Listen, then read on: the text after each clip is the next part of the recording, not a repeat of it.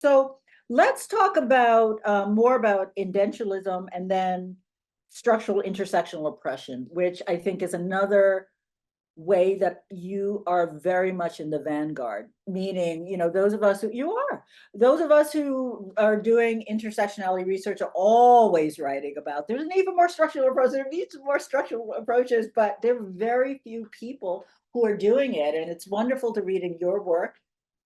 The other thing I love about your work, you give respect to the lineage. Like it's very clear that you've been shaped and influenced by Patricia Homan's work. Patricia Homan is going to be the keynote at this summer's Intersectionality Summer Intensive. We're so excited. And I think that's really important.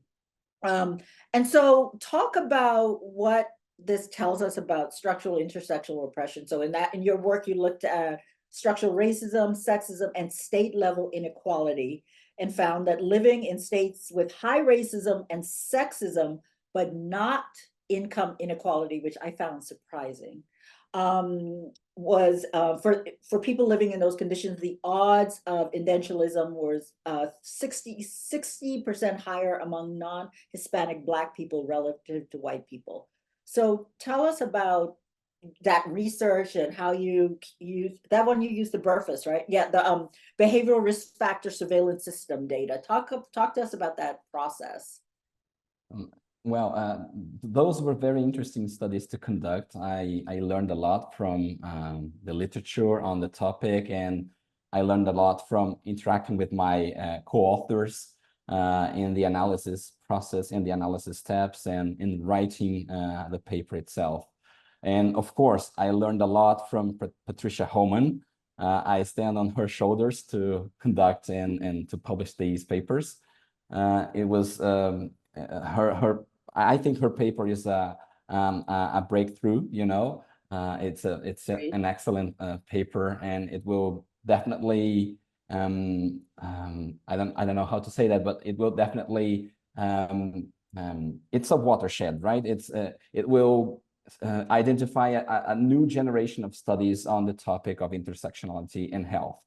But anyway, so I read this paper by Patricia Homan and colleagues, and I found it so interesting. And I thought, well, you know what? Research on oral health inequities is so limited to individual indicators of socioeconomic position that I should do something about it. I should try and expand the discussion on the topic in the field of oral health by showing other researchers, oral health scholars in particular, that oral health is dependent upon the places we live and the structural processes to which we are subjected. So I used the data that Patricia Homan published in her paper, which was published in Journal of Health and Social Behavior. And I used the same data set from Behavioral Risk Factor Surveillance Survey, because this survey includes some items on oral health related factors. And so I thought it was pretty much convenient for me to conduct the analysis and to come up with another study. But the idea was to show that, well, these structural forms of oppression, they get under the skin and into the mouth, in addition to under the skin, right? So we have many impacts from these structural oppressions, and we have to document them. And what I like about the studies by Patricia Homan and colleagues is the fact that her measures of structural racism and structural sexism are all based on racial inequalities across many life domains, or gender inequalities across many life domains. And so if we establish relationships between sexism and racism and oral health inequities, or general health inequities, one way to address these inequities is by improving or increasing equities in these life domains where racial and gender disparities were assessed. So the connection between inequities in a multitude of domains and health inequities is very clear from her work. And so I think we have a very strong argument to fight for justice across all life domains in order for us to improve health equity as a result of that.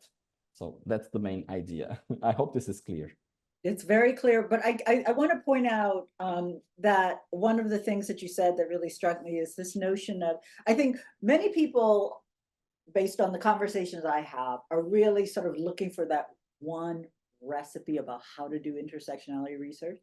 And what you did is what a lot of curious scholars do. You find somebody who's done something, you read their work, and you climb on the foundation that they built. That's how science happens. You don't wait for somebody to just give you like the perfect way to do it.